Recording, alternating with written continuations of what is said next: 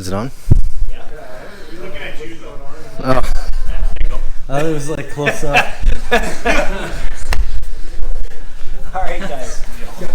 So we're getting to the end of the road here. This will be a really quick class. I just want to give you a couple of sub options. So we're going to look at our triangles from here.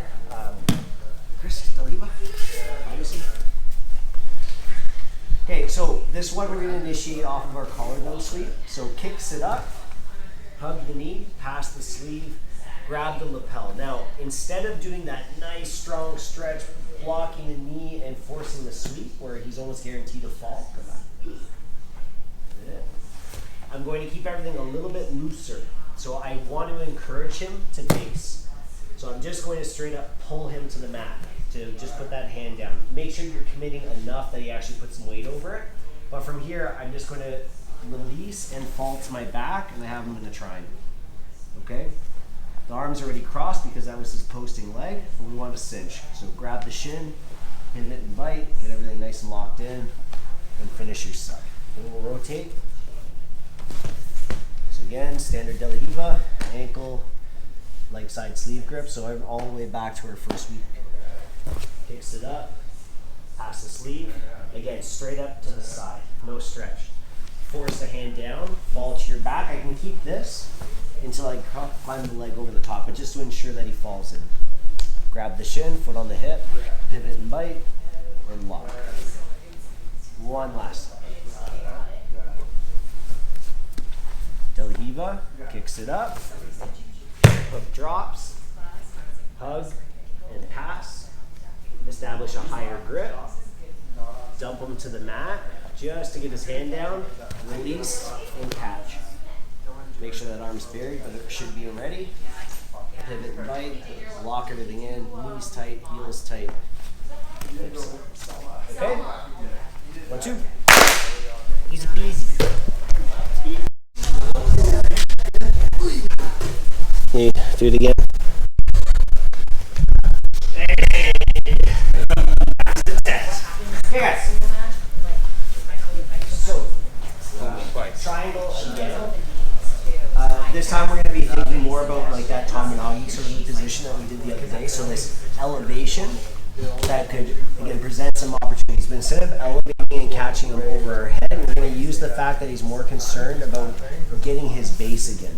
So if I kick him away like this and pull at the same time, he's going to want to fall forward and basically recover his grip, right? Especially because he can't posture himself back up and away because I have grips. Right? I have control of his upper body. So what we're going to do, same grips to initiate, kicks it up, but instead of dropping and going into this position, I'm just doing it to get into a position where I can lock up on the elbow and now a cross grip, because I don't want to block myself with this hand too much. So you could have done the variation with the collar gun off the cross grip here, specifically for the triangle, so that it's just a little bit less in your way, your fist. Okay? We're going to go here. So now all I'm going to do, rock his weight, but only for the fact so that I can spring. So I'm going to kick him off of me while I pull down at the same time to fold him, and then just launch your triangle. Keep it simple. Cross the arm because it wouldn't have naturally been there. Knees to your chest to go get your shin on the inside of your knee. Foot to the hip. Then as a detail, guys, we want to make sure that we're not doing this, okay? To create a gap. Not only his hand won't really block at anything, but I'm just not being as tight as I could. So when you go to pivot, don't pull your knee to your chest. A lot of people do that. Reach. Try and push the inside of your knee into the neck as much as you can. Okay, so when you pivot, you're extending the leg in. Then you get your lock. To close the triangle, my knees are again like that book closing. I'm folding the knees together. And I'm trying to make this triangle smaller. So if I'm here like this, going like this, barely anything's happening. Yes, my legs get rigid, but there's no real closing. What I want to do is make this triangle disappear. So I'm folding the knees together this way. And then pull down on the head to pull into that V. And then the last part is to hip up. Okay? One last time. DLR. Kicks it up. Cross grip and elbow, or even at the end of the sleeve if you feel confident. This will give you a bit more of a pull. And then from here, compress to get his weight, then kick off and launch your triangle. Try not to kick each other in the face. Okay, it is a him problem, but we want to be clean. Kick away, and then just snap it. Okay? Cross, grab, foot, pivot, and again, dig. Walk up, knees fold, pull down, hips up to finish. Last one.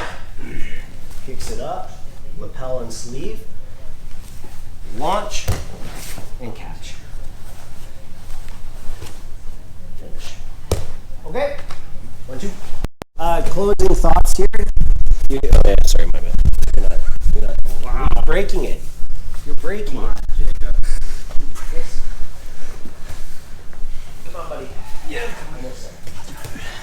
Okay, so a big thing when it comes to De La Riva and submissions is it is opportunistic. Like, yes, like from that first option, you know, we can set things up and smoothly get into them, but all of our control points, like the guard is low. We're like off the hip line. We're basically tangling up his knees.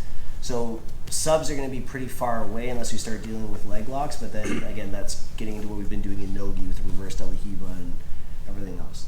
So where you're really going to start to see more submissions is when you mix low control with high control. So De La Riva and spider guard together. And luckily we already have our big, we did it during COVID. While we were shut down, we put a bunch of the spider guard stuff out. I mean, it happened not during lockdowns. So when you're here and I start to engage and we start to mix top and bottom control, so now I'm here and I'm flowing back and forth, I'm countering his movement, and then you're gonna fly into here, and then you're gonna go into your, what's that called again? Lasso. And then you start getting into your inversions off the lasso, and then there's your opportunities to catch. So you're going to start to see a lot more opportunities as you mix, you know, a submission-based guard with a sweeping-based guard, and you can interchange back and forth. So again, we put those videos out already, but you're going to start to see a little bit more as you mix that stuff up. Okay, but a lot of it comes into those opportunistic moments of just offsetting the guy's balance or attempting a sweep. They fight out of the sweep, and then you launch an attack. So you have to be ready for that failure. Like whatever sweep attempt it could be. I mean, some are going to be better than others. But you know, even like a tripod sweep attempt, if he kind of bases out, and as he's coming back up, then we just look for that opportunity. Instead of just going straight up into defense, blocking, putting him back into control, you might as well try and throw something at. Okay? But again, De La Riva is not a submission-based guard. Sweeps all day, all the time. Unless you got really lanky legs, you can ankle lock guys under your own leg. Those are nasty. And I think the best example of what I just said there is B-team guy. What's his name? Craig Jones in Polaris. He fought that 10 Planet guy and just ripped his ankle right off. It was beautiful. Chris's brain fart. Okay. He's trying to imagine, so think about a deep hook. Here, instead of grabbing, you're through. So what they'll do is like offset the balance, the guy falls, and then they start to fight the pocket here, and then it's tight. Your legs are too stubby though. I was just gonna say my legs are too stubby to do that. That's why I'm brain farting. Exactly. How would you get that? Maybe the guy sit down. You go from here to a scoop in front of your hip and then break it off. Yeah, you've got elephant legs. Yeah. Tree trunks. Stumps. Anyways, guys, I wanted this to be a quick class, so lots of rolling. Let's go. How can we leave all that in? Why?